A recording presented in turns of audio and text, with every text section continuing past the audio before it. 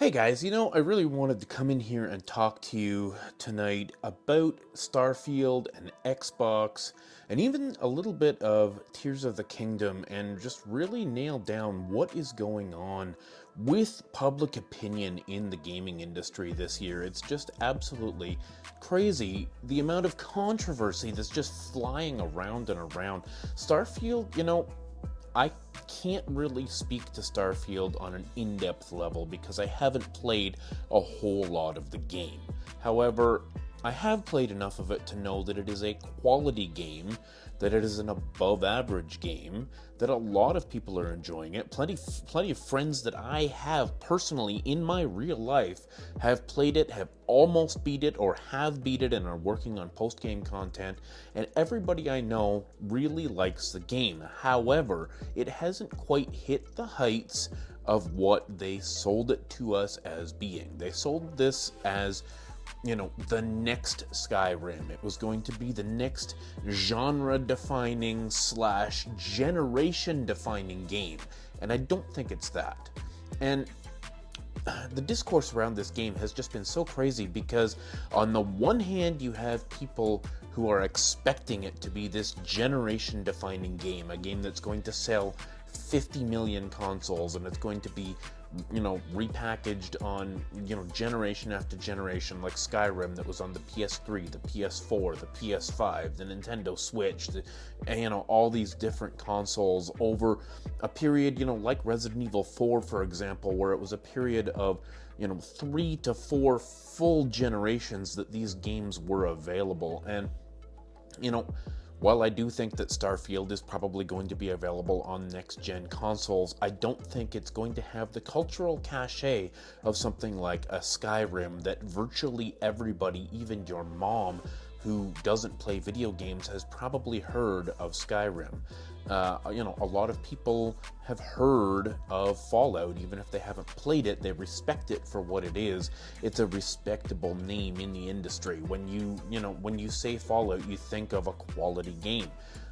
You think of something that a lot of people have played and a lot of people have enjoyed over the years on PC, on Xbox consoles, and things like that. With Starfield, I feel like this is an above-average game that is probably going to be mostly forgotten in a few months as we move on to the next game and next year and, Game of the Year talk. It may get into Game of the Year talk. I'd be pretty surprised if it actually wins Game of the Year. But I do think it will be there in the conversation. It's just a matter of, I don't think this game is quite up to what people were wanting it to be, and that they were wanting it to be that next Skyrim experience, that next Fallout 3 experience, where, it's just blowing their minds, and I don't think I don't think Starfield, I should say, is blowing anyone's mind. It's a good game. It's a very good game. It's an above average game, and I think that it's a game that a lot of people are going to remember fondly, but is it going to define the 9th generation of consoles? No, I don't think it will.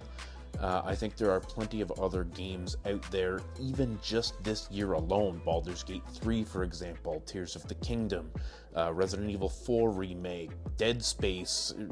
There are so many fantastic experiences that have been had in 2023 and even late 2022 that I think Starfield is just going to be looked at as another good game to throw on the pile, something that may exist in your backlog for a while, or maybe you've beat it and moved on. But I don't know, guys. What do you think about this whole Xbox discourse? Because I actually came across a tweet, and people just don't seem to understand Xbox. I don't know. I'm an Xbox fan. Like, I'm not really a Sony fan. I do have a PS3, and I do have a PS2, but I don't have any current or semi-current PlayStation consoles. I have preferred the Xbox for the last generation or more. But Ghost in a Shell 55 here is saying, honest questions, if Xbox is so good, why are they having a hard time selling hardware? If Xbox games are so good, why don't they chart ever? If Game Pass is so great, why after 7 years is it still only at 25 million subscribers and you can literally play everywhere? Phone, TV, console, PC. people just don't seem to understand. And this person really got ratioed here in the tweets, and that's fine. I'm not really here to break down Xbox, but I do want to say that something like Starfield being on Game Pass is an absolute win for Game Pass and for Xbox gamers. And this is the kind of thing, these good, solid experiences that newcomers to the ecosystem 5 years from now can go back and play Starfield for the first time like it's a brand new game to them. And we're seeing that with the PlayStation Plus extra tiers and stuff, where you pick up a PS5 and you can go for a small subscription fee and pick up a back catalog of games that you can experience for the first time if you're new to the ecosystem. And I think that's really important, and that's what Game Pass is all about. Yes, games do come and go, but those first party titles, and this is why we're looking at things like the Microsoft Activision acquisition here, because Microsoft needs games that can live forever in Game Pass, that people can come to for the first time today, next week, next year, 5 years from now, 10 years from now, that it's a whole new audience comes to bear in the gaming industry. Your kids, your kid brother, whatever, getting their first device, or maybe in a future where we don't even have gaming consoles anymore and everything is streaming over the internet. Microsoft owns those IPs, and they're going to be able to have a service that will stand on its own. We saw this happen in subscription services for video like Netflix. We're seeing problems right now where Disney Plus is losing their shirt. Literally, they're pulling out of India right now. They're selling their IPs or the licenses to sell the IPs or stream the IPs in India to other platforms because they just can't compete in the Indian market, a market of 1.2 billion potential subscribers. And, they can't compete because they just, all they have is Disney stuff, and Disney's big, sure, but they're not as big as Netflix. And Netflix has built up that subscriber base, and that's what that's what Microsoft wants Game Pass to be, that industry leader for the content on demand space. And so yeah, right now maybe there's not that many Xboxes out there. Maybe there's only 20 million Xbox series consoles, and there's 35 million PlayStation 5s.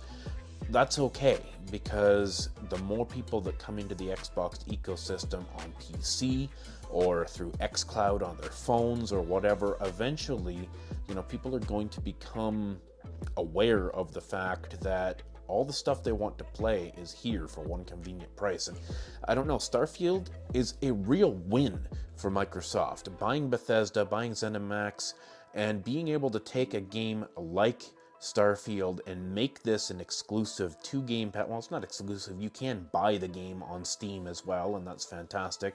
But having this game available for one low price on Game Pass is something that's going to, I think, change the direction of the industry eventually as we see more and more titles like this. I was having a conversation with somebody yesterday because they just announced yesterday that they fixed Redfall. Redfall came out from a Bethesda-owned studio a few months ago, and it was kind of a categorical disaster. The game barely ran at 30 frames a second. It was missing content, missing features. The game just wasn't really good at all. But the fact that it went straight to Game Pass means the game will live forever. It will always show up as a thumbnail in the first, 100 games that you browse through on Game Pass. And they were able to go in and fix that game, update that game, and now it's playable. It's running at 60 frames a second. They've added in features, more enemies, more NPCs out on the map, and better AI and things like that. The game is better. It's, it's seeing a resurgence in its player base. And that's because it's on Game Pass, and things live forever on Game Pass. It's a different ecosystem. Gone are the days where, there's a marketing cycle for a game where they market it for 2 or 3 months before it launches, and then it goes out on store shelves, physical copies, and it gets that prime real estate on the store shelf for 2 weeks or 3 or 4 weeks or 6 weeks, and then something else replaces it, and that game slowly dies away from the public eye. On Game Pass, these games can live forever. Microsoft can put this game to the top of the list and put it front and center in front of anybody whenever they want. 5 years from now, 10 years from now, they can remaster it, they can bring it back from the dead. And, I think this is what we're seeing with these first-party titles. Anyways, I have rambled a little bit much here, and I've really just been... I wanted to talk to you guys about Starfield because I'm really on the fence about how I think this affects the gaming industry as a whole.